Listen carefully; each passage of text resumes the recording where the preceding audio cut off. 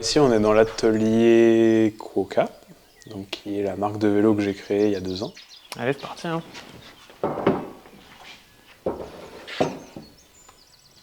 Au-delà de bien s'entendre, d'avoir la passion commune du vélo, aussi on a une manière de travailler assez similaire.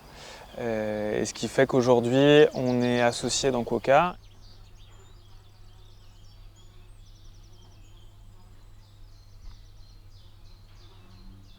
C'est 2 vélos Samson qu'on a récupérés, qu'on a l'intention de réparer. Moi, c'est celui d'un ancien coureur, et celui de Corentin, c'est celui d'une école de cyclisme au Japon.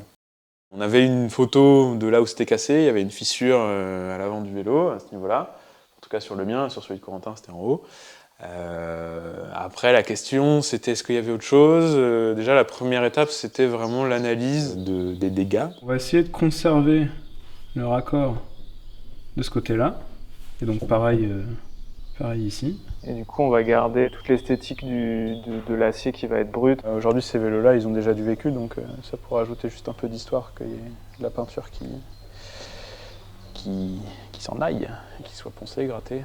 Et voilà, c'est ça le plan. On va voir ce que ça donne.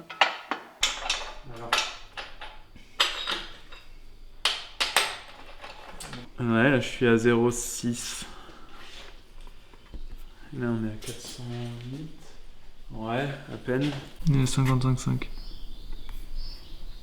Le site sur lequel on a acheté ça, njsexport.com, NJS, donc ce sont 3 lettres, NJS, qui certifie un cahier des charges sur des pièces de vélo et des cadres fabriqués au Japon, dans le but de courir dans une discipline qui s'appelle le keirin, pour que voilà, chacun ait la même chance que l'autre.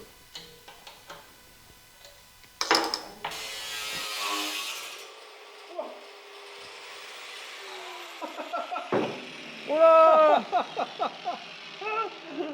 Et voilà!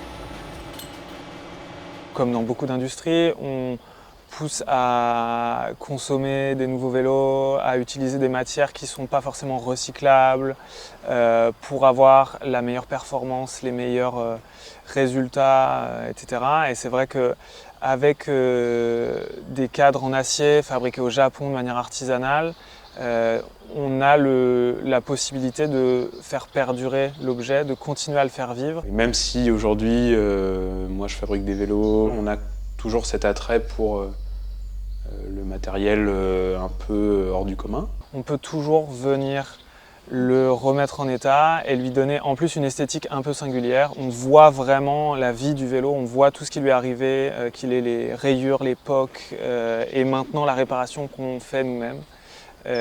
Qui va permettre de vraiment cristalliser en fait toute cette vie qui est autour du vélo. Donc là l'idée c'est que on viendrait recréer des graphiques qui se basent sur la typo de Samson. Ce qui nous intéresse, c'est pas mal cette idée de venir créer un univers autour d'un vélo. On a voulu garder vraiment l'esthétique Samson et intégrer la marque Quokka avec ce même principe.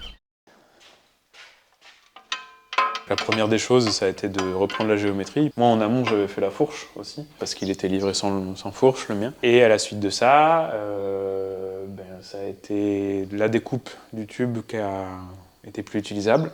Le refaçonnage, ponçage, coupe, pour que ça revienne bien en contact et qu'ensuite on puisse venir pointer la soudure dans notre gabarit, grâce à la géométrie qu'on a repris, ensuite venir souder, venir faire la finition, et pour ensuite à la fin réassembler le vélo qui met un point final à l'opération, quoi.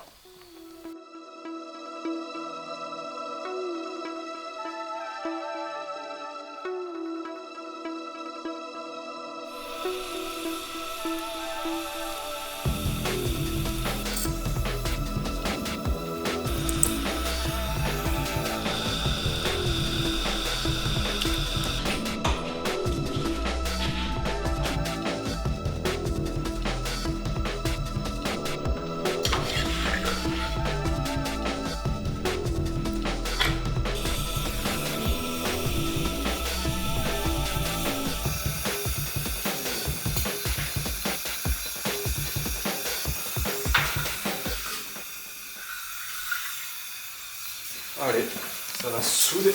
Tout l'intérêt de ces vélos déjà usés, c'est qu'on a beaucoup moins peur, on peut les rouler un peu fort. L'idée, c'est de faire perdurer cette notion de vécu qu'on perçoit en regardant le vélo. On l'a récupéré à un moment de sa vie où il n'était pas forcément en très bon état. Et on va lui permettre de lui redonner une vie, de lui refabriquer une fourche, de lui remettre des roues et de lui remettre des pièces pour faire en sorte que voilà, il continue à rouler aussi longtemps qu'il le peut, quoi.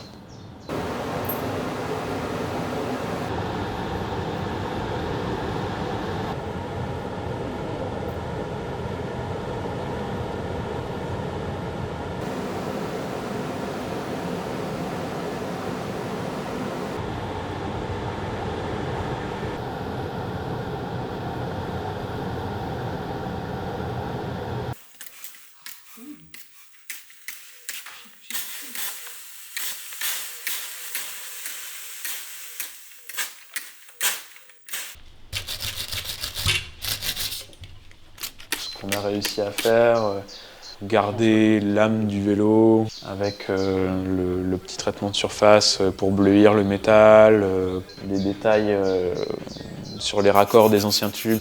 Ça fait déjà un vrai lien entre sa vie d'avant et sa nouvelle vie. Les techniques utilisées au Japon et les techniques qu'on utilise au sein de l'atelier Quokka. Attends, je vais tester le... C'est hyper beau. Ouais, c'est cool. Ouais, grave. Bon, après, ça va. Je sais pas à quel point on va garder les nuances de un peu Je sais pas, non, je pense que ça- rouge.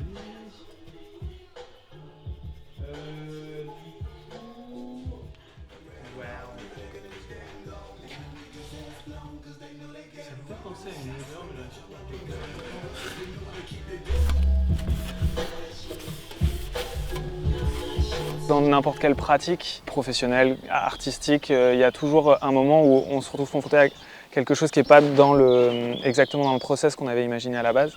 Et c'est d'autant plus marrant, ça donne un truc, une finalité bien plus singulière.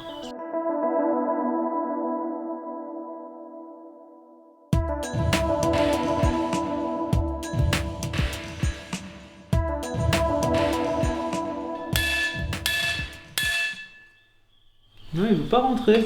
Il y a eu cette histoire de fourche un petit peu tordue sur le vélo de Corentin. Quand on a ça qui arrive sous nos yeux, on se dit comment on va faire, quoi. Est-ce qu'on remplace le pivot? Est-ce qu'on le réchauffe, on le redresse? L'idée, c'est d'essayer de trouver la meilleure solution dans le temps qui nous est imparti aussi.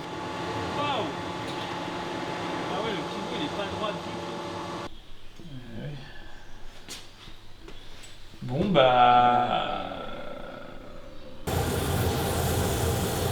Il n'y a aucun projet de restauration qui se ressemble. Il faut qu'on fasse super gaffe parce que si on coupe trop court à un endroit, on n'aura pas de deuxième chance. Ou alors ça implique une réparation beaucoup plus importante.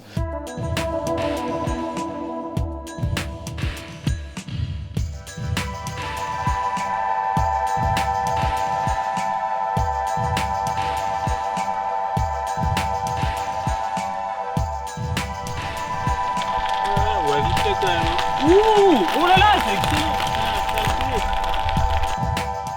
Il y a la valeur matérielle, mais il y a la valeur sentimentale. Il marque quand même un tournant dans l'entreprise, du fait de notre association avec Corentin. Je pense que voilà, c'est un vélo qui va rester là un bon nombre d'années.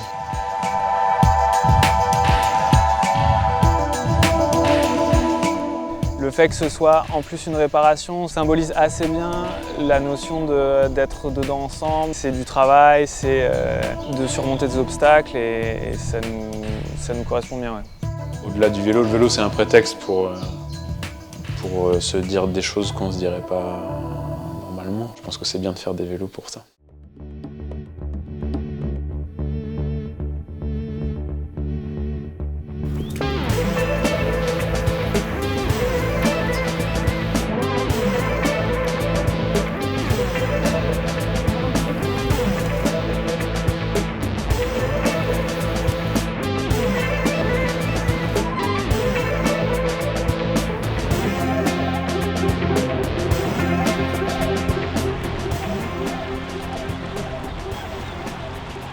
C'est marrant, moi au début quand je regardais sur NGS Export, je regardais que les cadres qui étaient nickel, quoi. J'étais vraiment genre, oh, je veux vraiment un truc qui brille, paillettes japonais.